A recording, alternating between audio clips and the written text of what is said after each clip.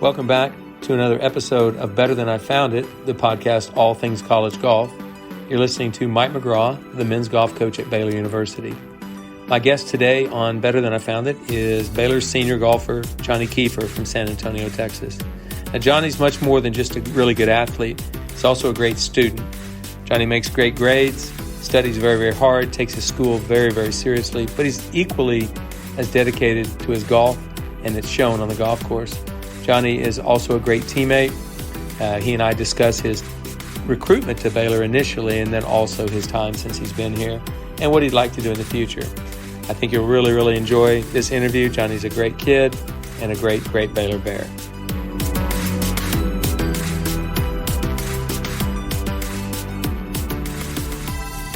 All right, Better Than I Found It listeners, let's give a big welcome to Baylor golfer Johnny Keefer to the podcast today. Johnny, thanks for joining me. Thanks for having me on, Coach. Yeah, it's good to be here. Absolutely, it's good to have you. We had Luke Dossey, one of your roommates, on a couple of weeks ago, and we'll have Tyler Eisenhart, one of your other roommates, who are both also seniors like you are, in a couple of weeks. So the three of you you're kind of right sandwiched right in the middle there. I sure hope you're ready for this. I hope so, too. Well, anyway, I think you're probably ready. You do have a pretty big week coming up. You're preparing for final exams. I mean, how's that coming along? It's coming along as good as it can. Okay. You know, I still got a busy week this week. I still got some tests before finals week, so it's a lot, but, you know, gotta do it anyway, so put in the work. Well, I think I remember the greatest relief in life when I was a young person was taking that last final, knowing you did a good job on it, and walking out. It's like, well, they don't have me for at least a while. Yeah. So that feeling's going to be coming. But between now and then, you've got a lot of studying to do. Yeah. So what's going to be your hardest final? Any accounting course. I have two accounting courses, so both of them are going to be pretty challenging. Okay. Well, I look forward to that. What's your Christmas break going to look like? I know that for me, it's like a downtime pretty much because we don't even get to go recruiting and our golfers are gone. So it's like I get to do some yard work. Yeah. Well, I'm not doing yard work. Okay. I'll probably just be at home for most of the break, but I head out for the Patriot All-American and, you know, spend the day after Christmas and all the way through New Year's Day, I think, and get to be in Arizona, get away from hopefully some cold weather, and go to some nice weather, and hopefully play some good golf. Yeah, that's a great event, and it benefits the Folds of Honor Foundation. A good friend of mine, Dan Rooney, kind of got that going years ago, and they just do an amazing job with this tournament. I know you've played in it a couple of times already. When are you going to win that thing? Hopefully soon. No, it's definitely one of my favorite tournaments that I play all year. That's great. Well, I think we have three of your teammates playing. I think Luke Dossey, I think Zach Heffernan, and Jonas Appel will all be joining you out there in Arizona, so good luck with that. Yeah. So, Johnny, you're the second, as I said earlier, second senior that we're interviewing for the Better Than I Found It podcast. And I didn't do a whole lot of prep for you. I did a little bit to kind of get you to know it. But I always like to go back to the background of a player. And obviously, I know most or all of this, but my listeners don't. And I have a lot of Baylor listeners, people that love Baylor University, that want to know, how did this kid get to Waco, Texas? So, first of all, who got you started in golf in the first place? My dad did. Well, he's not a good golfer. He's not. Apparently, you didn't take his example. No, I didn't really. No, he used to be okay. He was a single digit handicap at one point. Okay. That was before his hip went out. Probably just because he's got a lot of weight moving there. So wow. He's got to move a lot. So he had to replace something at some point. So yeah, he got me started in golf mostly from bribing me with lacrosse equipment. What? Yeah. So I started golf because he wanted me to play golf, and he bribed me with lacrosse equipment because I didn't really get new stuff that often in lacrosse. So whenever something new came out, I'd try and ask him, and most of the time it'd be no. But this one time he just goes, you know what? If you take 6 golf lessons, you can have the lacrosse equipment. And I'm just like, all right, bring it on. That's a week. Give it to me. Your dad is involved in bribery? Oh, yes. Good job, John. Way to go. Yeah. But no, at least he got you started in the game. I didn't know he was a single digit handicap. I'm very impressed. At one point. Yeah, very good. At one point. So your dad obviously has a certain personality.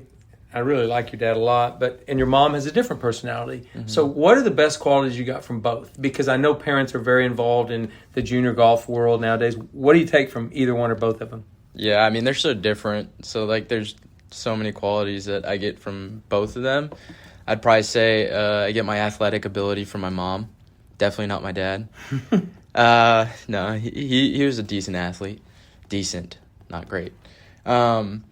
And I probably get my brains from a little bit of both of them. My dad's very common sense wise, and my mom's very by the book, so it's really easy to kind of mix those two for me. And I kind of got the best of both worlds there. Whose personality do you emulate the most? I don't know. Depends on how many glasses of wine my mom's had. I think I got a mixture there too. Yeah, you definitely got a mixture. Yeah, I would think you're the same. You know, your mom, I didn't get to know her very well in recruiting, but she's walked a lot of tournaments during your college career, so I've gotten to know her. She's a really, really sweet lady, so that's awesome. So you mentioned lacrosse earlier, and I love dual sport athletes. When I left Oklahoma State, I started recruiting some really good basketball players from up north. We've had a soccer player here and a couple other guys that played other sports here, but you were a lacrosse player. I mean, a really good one. You were going to possibly be recruited, or you were being recruited for Division I lacrosse. Mm-hmm. Talk about that whole experience, because that's a different world in golf. Yeah, I mean, that was my first sport. I mean, I loved lacrosse, could never get enough of it. I probably practiced 10 times as much lacrosse as I did golf. So naturally, I was going to be a little bit better. I kind of got a knack for it because of how long I played. I mean, I started when I was 4 in Maryland, and I kind of grew up around it. I loved my teammates and stuff like that, so I kind of just grew up knowing lacrosse, kind of living and breathing lacrosse. So when I started golf, I was still better at lacrosse than I was golf. Oh, really? Yeah, and even most of the way through high school, I felt like I was still better at lacrosse. But that kind of gradually changed when I moved to Texas, and I thought, why not? I have good weather here all the time too. But lacrosse wasn't quite as good as it was in California, so I was like, why not try golf out for the primary sport, and worked out well. Well, when I was initially recruiting you, the very first winter that I saw you, you played a junior golf tournament in Austin, Texas. Mm-hmm. I couldn't talk to you at that, but I found out you had gone to California and played on a lacrosse club team that you used to be a part of. So you were still pretty conflicted at that point. Oh yeah, no, I was definitely still half and half at that point. I couldn't get enough of it.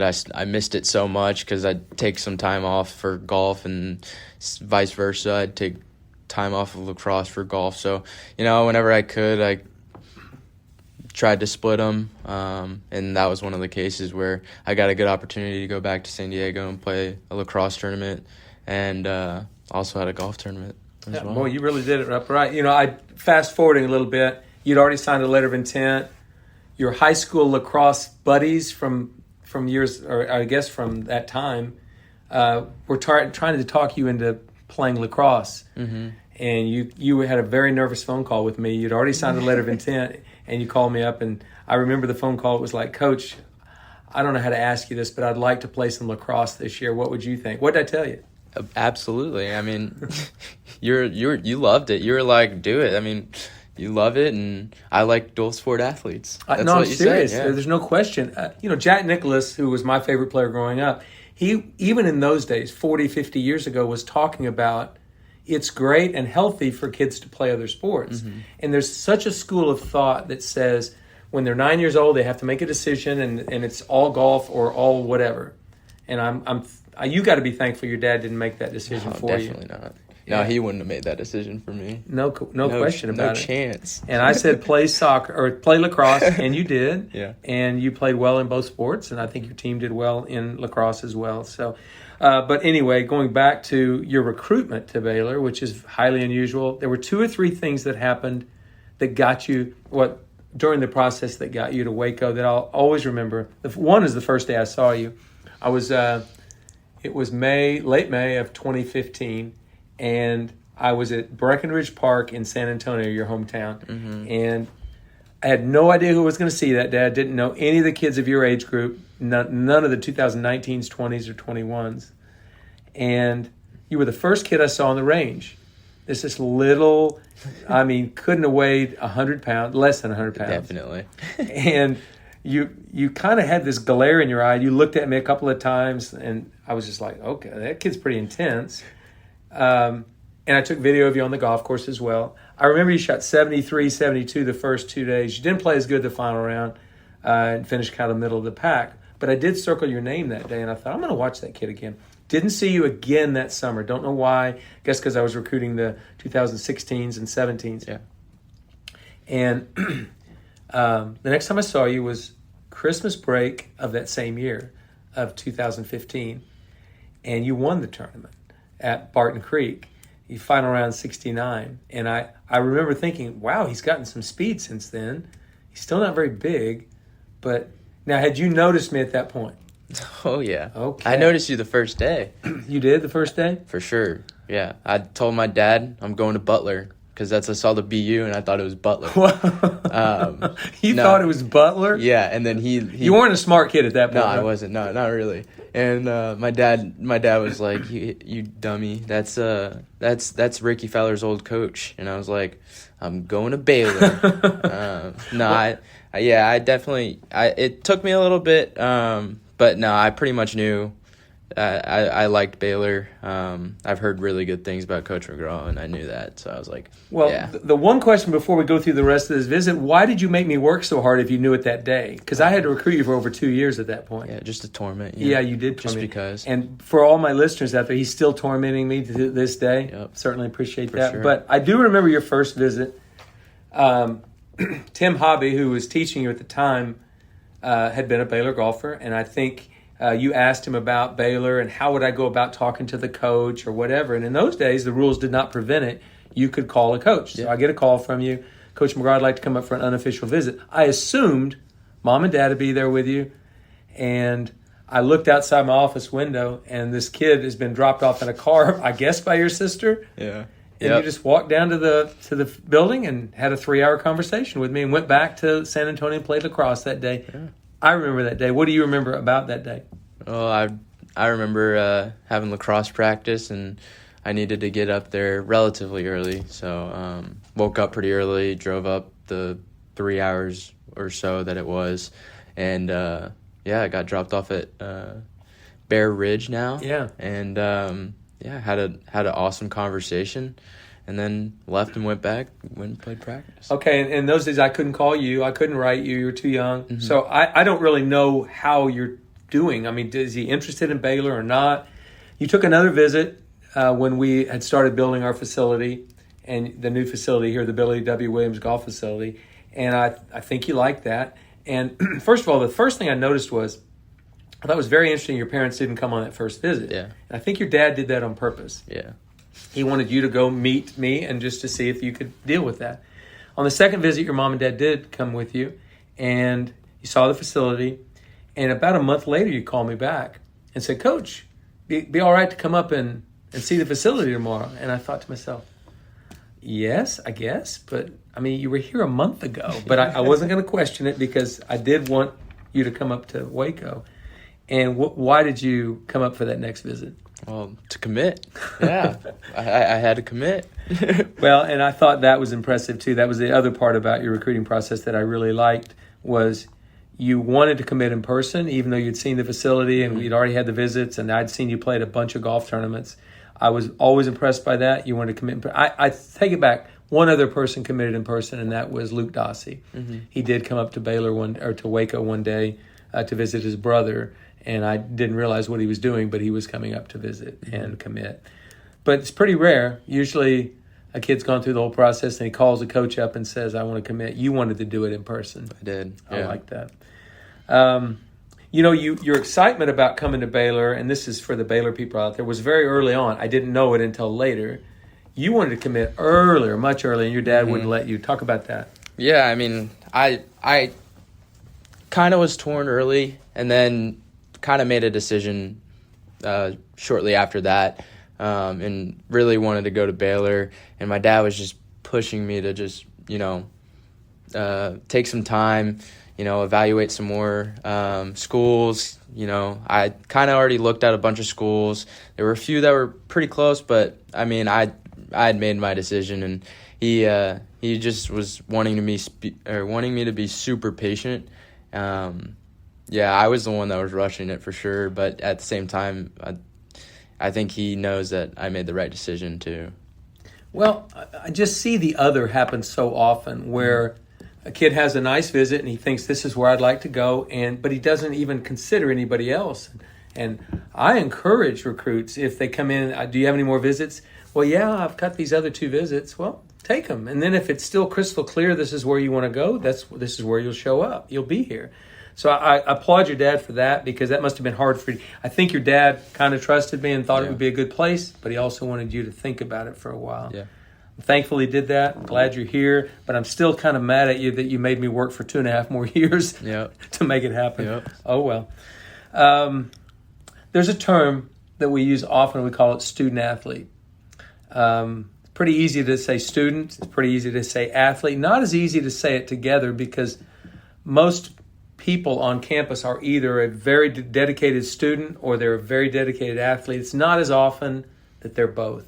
Johnny, you are. And honestly, the beginning of your senior year in high school, your dad said, well, my son's going to sign in 2 months. He called me and he said, my son's going to sign in 2 months and he's going to be on your campus in a year. What do I need to do over the next year to make sure he's ready? And I said, well, I don't suppose we can do everything perfectly. But I said, you might prepare him that whatever he's doing in high school, probably the academics are going to be a little more stressful. Well, your dad took it to talk about that, because I remember the conversation with him, and I think you changed your attitude toward that. Yeah, I mean, I kind of didn't really try that much in high school. I feel like I was smart, but I definitely didn't really put that as a priority. And then, my dad emphasized it to me. He was like, look, you gotta work your butt off and make sure that you get some good grades, education scholarship at Baylor. Like, the opportunities here are so much better, and you can get a lot of money and stuff like that for it. So I was like, you know what, yeah, let's do it. So I kind of put my head in the books, studied a lot, took a lot harder classes as well, and that really prepared me pretty good for college. I mean, my first year here felt like it was honestly easier than high school at first. And then obviously it got harder and harder, but I felt very prepared. I felt like I took a new attitude to it and had to stress time management even more. Well, I learned something from your dad right at that point. It was like, I need to encourage every kid, just be as good as you can in the classroom. I've always kind of given lip service to that, but truly watching you do it. I mean, Ricky did pretty much the same thing. He did not think school was very much fun at all. I don't think you did either at some point. And Ricky made it a priority because I told him, you're not going to Hawaii or Puerto Rico in February, either one of those tournaments, unless you have a certain GPA. And it was like, you kidding me, Coach? You're going to take me. I got to go there. Yeah. And so anyway, he made school more of a priority, and he did better. Well, you made it a true priority. I can't, from FERPA rules and privacy laws, I'm not allowed to say what your GPA is, but it's very high. You've done a great job in the classroom in an accounting degree at Baylor, which is pretty tough. And just your commitment to that's been pretty good, because it'd be one thing to say, well, his commitment to academics was wonderful, except his golf suffered greatly, but that has not been the case. Mm-hmm. Your golf game has gotten better and better as you've gone through. So thank you for that. All right, the class of 2019, you were part of that, and so was Luke Dossie, so was Tyler Eisenhart, and so was Scout McNeely. So you've lived with those guys. Now, Scout graduated after 3 years, but you've lived with Scout, Tyler, and Luke basically for 4 years. I need to know one word to describe each guy, and first of all, one word to describe you. I didn't prepare you for that. What's one word to describe Johnny Keefer? Competitive. Competitive. I would say that is a good word. That is definitely, and sometimes to your detriment. Yeah, sometimes. Okay. Luke Dossie, one word or a simple description. Orderly or mature. Yeah, that pretty much states him for sure. He's the most mature guy of the class of 2019. Yeah, definitely. No doubt about it. All right, Tyler Eisenhart from Chicago. sneakiest funny guy I've ever met. Yeah, you would. For sure. It's kind of under the radar, sneaky. Under the radar for sure. Yeah, I mean, he's so under the radar, the coaches never see it. Oh, no. But when he says something, occasionally it's pretty funny. Just, the whole room will erupt laughing. I love it. Yeah, and he's a quiet kid, too, in general. Scout McNeely. For Scout, it's so hard to put into one word. I'd kind of describe it almost as like a Swiss Army knife. He's got every quality that you want in a friend, teammate, for sure. Well, I would agree with you there. That's partly the reason we created an award in his honor called the Scout McNeely Award, which, I mean, would be an incredible honor if you were able to win that one day or anybody. Yeah. Just Scout was one of the most put-together guys I've ever coached. Great guy. Swiss Army knife. I never thought about that, but I agree. Yeah. He's got all the tools. He's got everything you need. So what's the best thing you learned from each one of those guys, or just in general, what are some of the things that you learned from your teammates? Yeah, I mean, I'd say just as a collective, golf is kind of what we do. It's not who we are. But also, we have to get our work done, and then we can have some fun, like take a little break from golf every now and then, but at the same time, like, we get our stuff done really, really efficiently and effectively. We're all really smart in the classroom, I feel, and we all work very hard at that. We have all made golf and school a priority, but at the same time, we kind of feel like lighten each other's loads. I mean, it's like, one person might be taking something too serious, or one person might be doing something, I don't know, like thinking that golf is everything. But at the same time, we're all out there to, kind of help each other and balance each other out. So if you think about it, the college golf experience for you, what would you say is the most valuable thing about it? Because I want the young listeners and their parents to think about, like, what value is this providing for you right now? I feel like everyone pushes each other. I think it's incredible. Some of the progress that you see in players these days in college golf. I mean, it is a team sport. That's what, it really is. And I've played team sports. Everyone pushes each other, but this really is a team sport, especially even individuals. But yeah, it's just nonstop growth. Everyone's pushing each other. Whether it's as competitors or as friends, we're all there to support each other, but also help each other get better. I like that. I think that's one of the things that's missed for a kid coming into college. It's like, what do I want out of this? Okay, you kind of find out the things you want out of this, but you get so much more than you ever thought you could. And for you, it's just this nonstop growth. I mean, you've been growing since the day you got here. It's been pretty amazing. What makes Baylor special? Why is Baylor a special place to be? I think Baylor's special just because of the people here, professors, coaches, students, and like even people, you just meet in a class or something like that. They're just, everyone is just so helpful, so nice. It's different from other places that I've been, noticeably different. And I don't really know a single Baylor grad that's ever been mean. You think there's a mean Baylor grad? Yeah, no. Okay. I honestly don't think there are. Well, good for you. Maverick McNeely once told me he had played with 3 former Baylor golfers in competition. He had played with Kyle Jones. He had played with Hunter Shattuck. He played with, and I forget the third one. I just remember talking to him, and he said, gosh, is there a bad Baylor golfer? They're all good people. I said, well, we try to do that. Yeah. That's a real focus of ours, is try to find good people first. But they also have to have other qualities. So I'm going to ask you this, a hard question to ask you. But what is your greatest asset or quality? What's the best thing you do? I think I'm extremely gritty. I think when things get tough, I think I bear down really well. Golf isn't a game of perfect, so I gotta make sure that I can get everything that I can that day. I can only focus on so much. I can only control so much, but I'm going to control what I can, and bear down. You said bear down, didn't you? Yeah, I did. Did you get some of this grittiness from lacrosse? Because I remember seeing videos your dad would send me of lacrosse. You were the smallest guy on the field. You happened to be also the quickest guy in the field. Mm-hmm. But they would beat the tar out of you. I mean, they were bigger and more physical than you. How did you overcome that? Is that part of the grittiness? Yeah, I'd say that's part of the grittiness for sure. Also, just I'm so competitive that I won't let anyone beat me without me trying or without me, going down without a fight.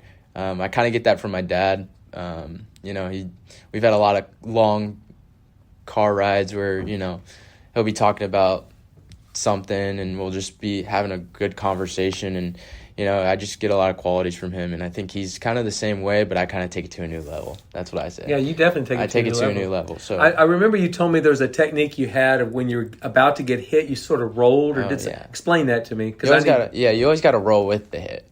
You got to go with it and then just kind of use it to either speed you up or do something. You cannot fight the hit, especially for me being so small. Mm-hmm. I mean, in 8th grade, I was still in the 90s for pounds.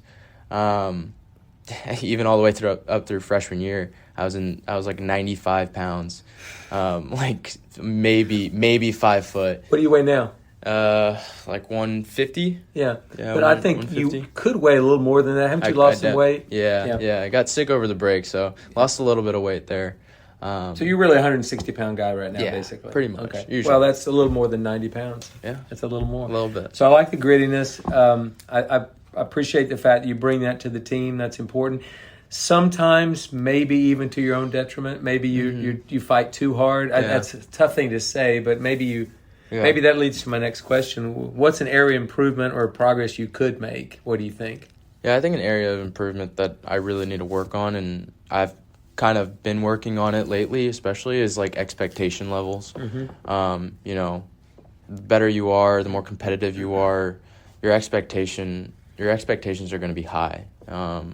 So, I mean, personally, especially in lacrosse and golf, expectations can only get so high, because the higher they are, the harder it is to really enjoy what you're doing, feel like you're getting better.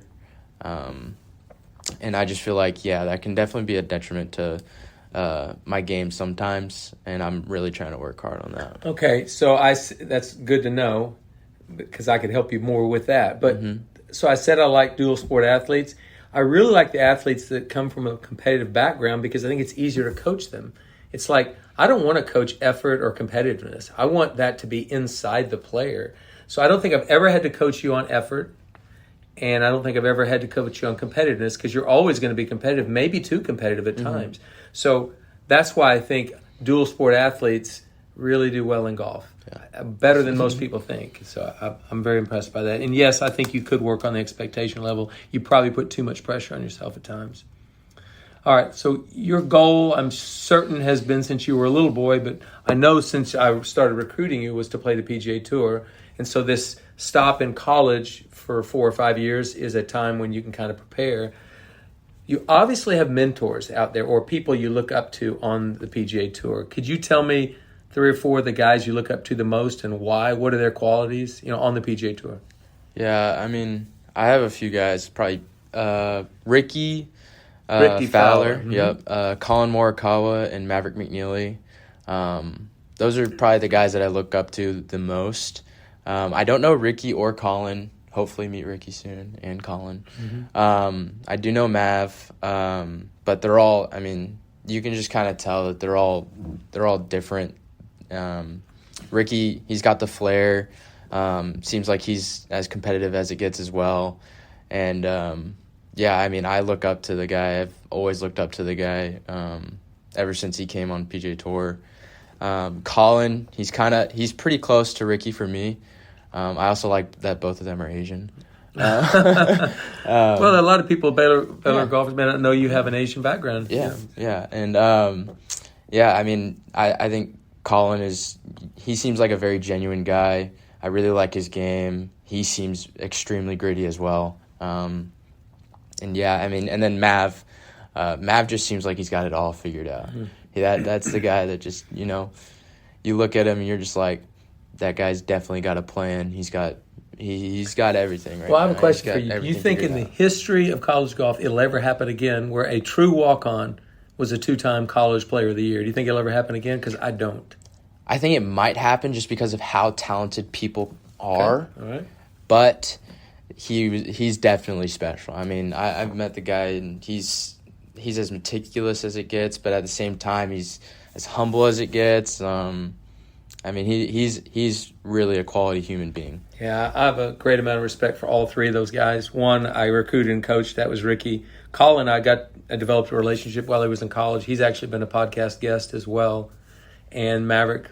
All three of those guys, it's funny you'd mention them because they've all been on this podcast, but I have a great amount of respect for all of them. Mm-hmm. And I think every one of them is a good example for you.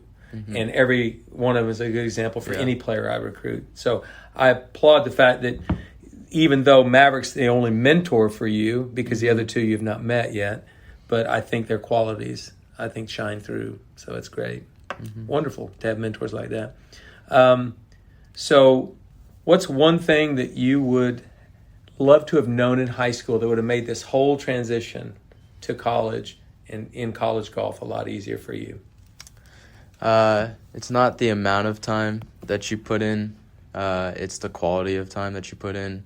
So I used to spend countless hours practicing. I mean, my high school coach knows. I mean, I'd be out there as much as I could and just nonstop hitting balls, nonstop practicing putting, nonstop chipping, just mindless hours. And as I got to college, I kind of understood the idea of time management, but I didn't really understand it fully. Some of the guys on the team, Colin, Ryan, Cooper, all the experienced guys I kind of look up to, they knew. So I kind of watched them for a while, and I understood that maybe I might be putting in more hours, but they're putting in more quality hours, and that's really what counted. They kind of showed me the way and showed me the ropes, and I've really tried to hold on to that and make sure I had a plan, make sure I had a purpose every time I went to practice. And yeah, has it taken some getting used to? I mean, have you been? Because I know even in college you've struggled with just going out and hitting as many balls as you could. Yeah. So it's like a drug. I mean, it kind of sucks really you back in, and you've got to be careful because truly, you never play a U.S. Open or an NCAA championship on a driving range tee. Mm-hmm. It's eventually going to be played out on a golf course. Yeah. So you're learning that. And that's not to take away from work. You do want to work. I for sure want to work hard, but at the same time, I know it has to be quality. Mm-hmm. Well, Johnny, you've been a 2-time All-American at Baylor and also a member of the United States Arnold Palmer Cup team. So talk about that experience, because I know you could not wipe the smile off your face the week after they picked you to be on the team. It was crazy. You were so excited. So talk about that experience and what that meant to you, and hopefully you get to do it again. Yeah, I mean, going into it, I knew how big of a deal it was. Saw Cooper get to go, and, I wanted to be on that team so bad. I knew I was close, and when I got picked, I couldn't stop smiling. It was funny. It was one of the best experiences on the course that I've ever had. Being a part of a team that represents your country in another country. Mm-hmm. It was incredible. The course was incredible. The teammates were incredible. Switzerland's incredible. Mm-hmm. The whole experience was, incredible. Well, that's the only word you've got. No, but apparently. I remember back when you played on the U.S. World Cup team over in Japan. Yeah. I remember how much pride you took in that. You didn't play particularly well that week, kind of middle of the pack, but you were so excited to be there. You were representing the United States. You also represented the West in the Wyndham Cup for the AJGA. So anytime you've been part of a team competition, you loved it. So when you did that twice as a junior golfer, I knew you'd be a pretty good teammate here. And so that experience, and you talked about Luke and Tyler and Scout and Cooper and Colin and Ryan, all these teammates you had through the years, that's a bond for life. And even though the cup teams, maybe in a bond for life, but it's a special experience. Yeah. So, did anybody on that team you met for the first time, or did you know them all? Trying to think. I think I pretty much knew them all. Yeah, I pretty much know them all. Well, through college golf. Yeah. There's no doubt about that. Well, so that was a great experience. We have another year here. Basically, you've got the rest of this spring semester. You are potentially going to come back for a COVID fifth year, which would be great for us. It'd be great for you if you had an opportunity to do that. But, our hope is that this spring is your best spring yet. So let's talk about the spring season that we've got coming up. You talked about the Patriot All-American you're going to play as an individual with 3 of your teammates in December, but our next team competition is the Border Olympics in Laredo in mid-February. So the great thing about going to the Border Olympics is it's going to be 80 degrees. Oh, yeah. In February. It'll be nice down there. That will be really It'll nice. Be nice. And we've played there a couple times during your career, Yeah. I believe. Then we go out to Southern California, Palm Springs, about a week to 10 days later for the Prestige. Yeah. Okay. We got a special week. We're going to go out and see our old buddy, Scout McNeely. Yes, sir. Yeah, that's basically a course he's played a bunch, and he's going to be out there watching us. That should be a blast. Then we come to March 5th through the 7th at Cabo Collegiate, which is an event that's been pretty good in your career, as I recall. Yeah. I think you finished second as a freshman. You finished third this past spring. Let's talk about that event. Why do you like Cabo so much? It's Cabo. What's not to like about Well, Cabo? it's a pretty good spot. It's a really special tournament. I love the course. I love the hospitality.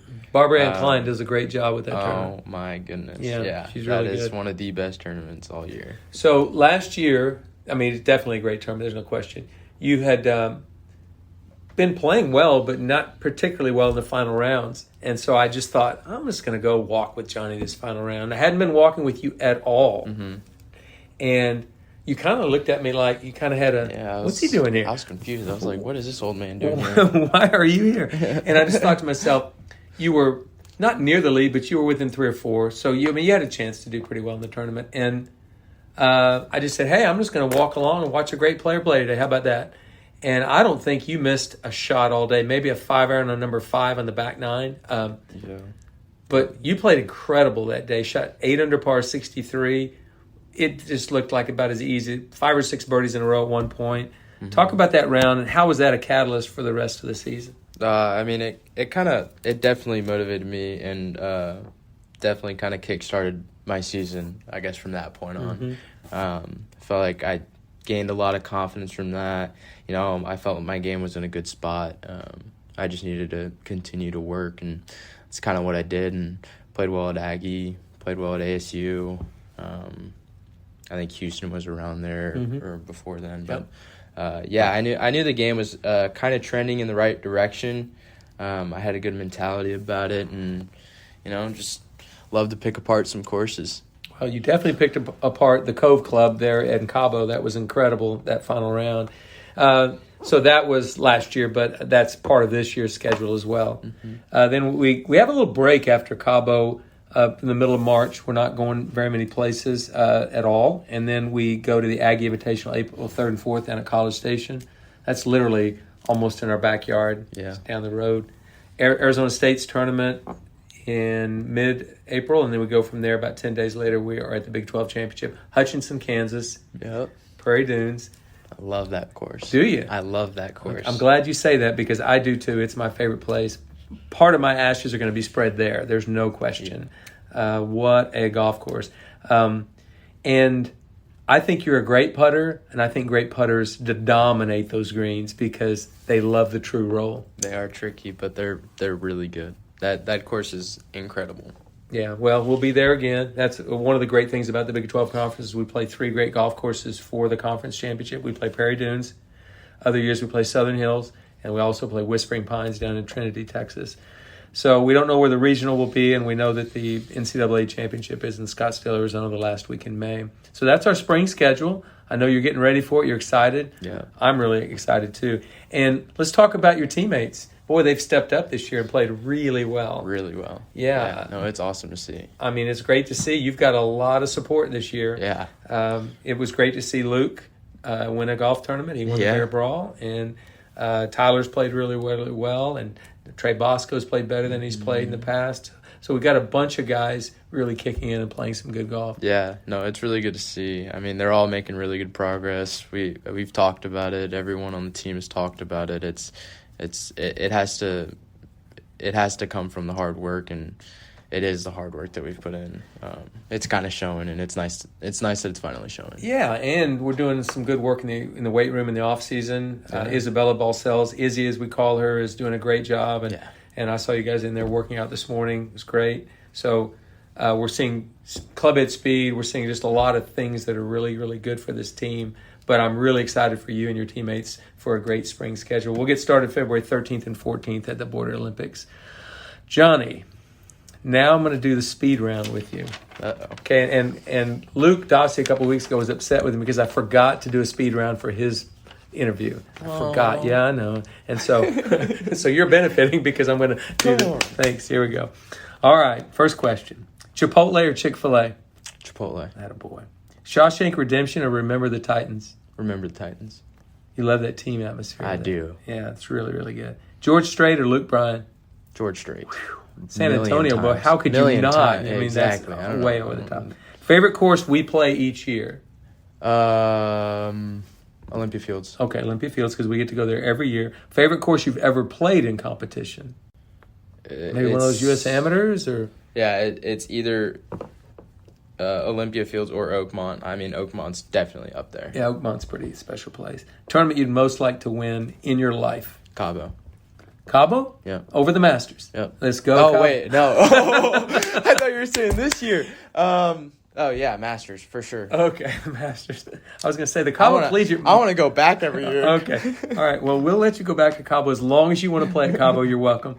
Favorite pro golfer and why? I think I asked this question earlier, but of those three, who's your favorite? Hands down favorite, it's probably got to be Ricky just because he's been the OG. Okay. Yeah. Ricky's, what's the OG stand for? Original. Oh, original. Okay. Just original. Attaboy, Ricky. Okay. Describe the lighting fixtures at the Billy, and what is your main issue with our lighting here at the Billy? Yeah.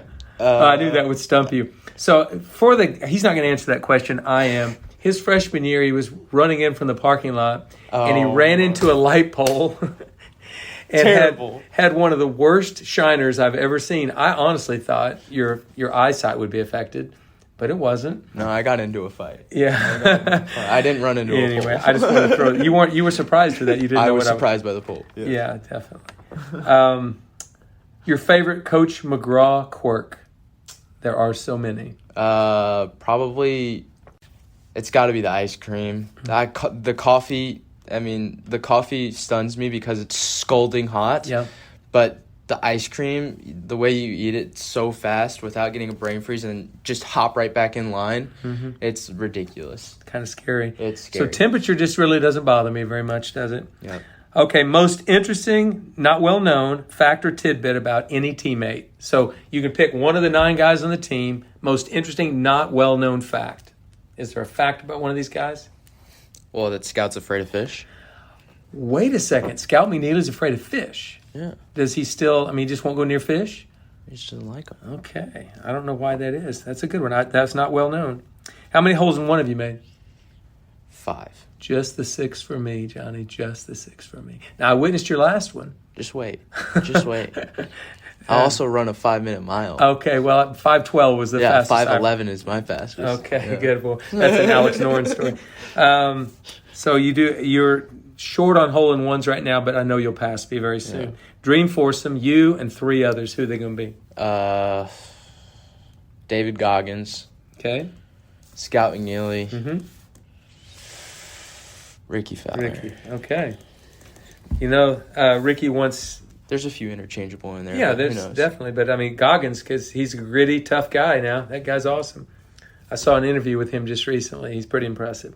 Well, sorry, you're not Ricky. You're Johnny. Yeah. Johnny, thank you so much for spending about 45 minutes with me today. This has been great. I appreciate all the perspectives you have, and I definitely appreciate the hard work that you and your teammates are putting in this year. It's going to be a great spring for us. Yes, sir. I'm excited about it. All right. Thanks, Coach.